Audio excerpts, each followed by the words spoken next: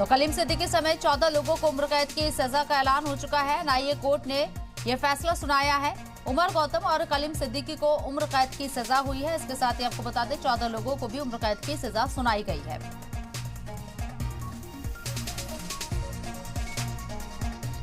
NIA के special court के जरिए फैसला दिया गया है। बड़ी खबर, जहां उमर गौतम और कलीम सिद्दीकी को उम्र कैद की सजा, मामला मजहब तब्दीली से जुड़ा हुआ था जिसमें अब सजा का ऐलान हो चुका है। कलीम सिद्दीकी समेत 14 लोगों को उम्र कैद की सजा, एनआईए कोर्ट ने यह फैसला सुनाया।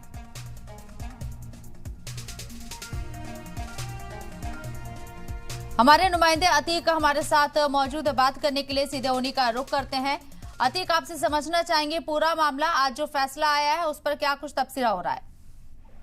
देखिए, धर्मांतरण को लेकर जो एनआईए पे कोर्ट में हालांकि केस चल रहा था कि जो आरोप था कलीम सिद्दीकी, जो मौलाना है, उमर गौतम, कौसर आलम, फराज अब्दुल्ला शाह, प्रसाद रामेश्वर, तमाम ऐसे लोग थे जिनको धर्मांतरण में लगातार लोगों को बदलने का आरोप था। इसका मामला कोर्ट में गया था, सब जेल में बंद थे। कल इस मामले में ये ऐलान किया गया था नई कोर्ट ने, सभी के ऊपर सजा मुकर्रर कर दी गई थी और आज पूरे मामले में सभी को दोषी करार देते हुए उम्र कैद की सजा एनआईए कोर्ट ने सुनाई। तो बड़ी खबर लखनऊ से है कि लखनऊ के एनआईए कोर्ट में जो धर्मांतरण का मामला तो काफी मुद्दा हालांकि चल रहा था कि ऐसे तमाम लोग थे जिनके धर्मांतरण कराया था, पैसे का आरोप लगाया था कि कई लोगों को पैसे नहीं धर्मांतरण कराया गया। तो कई ऐसे आरोप लगातार लगाए जाते हैं, उसी को लेकर सभी की गिरफ्तारी हुई थी और पूरे मामले में लगातार केस चल रहा था।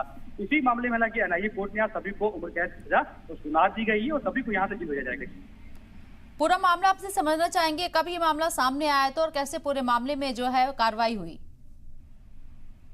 देखिए, कहते कि एनआईए कोर्ट में हालांकि ये मामला काफी समय से चल रहा था और इसमें जो आरोपी थे हालांकि कलीम सिद्दीकी की बात चल रही है, इन्हीं को लेकर हालांकि पूरे मामले में जो अरेस्टी हुई थी और इसको गिरफ्तार किया गया था दिल्ली को, तो सभी को लेकर ये खबरें चल रही थी कि जो धर्मांतरण का मुद्दा हालांकि चल रहा था, कई ऐसे लोग थे जिनका नाम सामने आया और लगाया था कि उनको धर्मांतरण किया गया था, हालांकि उनको जो मजहब चेंज किया गया था, उसी को लेकर हालांकि पूरे मामले में एनआईए कोर्ट में काफी समय सुनवाई चल रही थी और ये मामले में कल लोगों को आरोप तय कर दिया गया था जिन लोगों को आरोपी बनाया गया था। उसी मामले में हालांकि एनआईए कोर्ट ने मामले में सभी को उम्र कैद की सजा सुनाई है।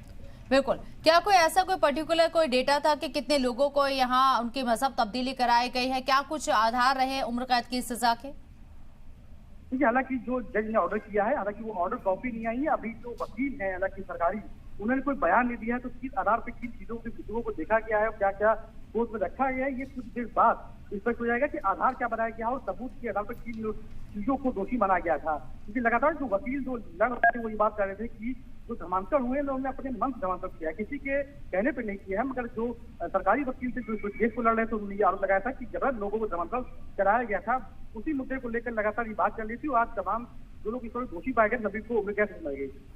14 लोगों समेत यहाँ कलीम सिद्दीकी को उम्र कैद की सजा हुई है।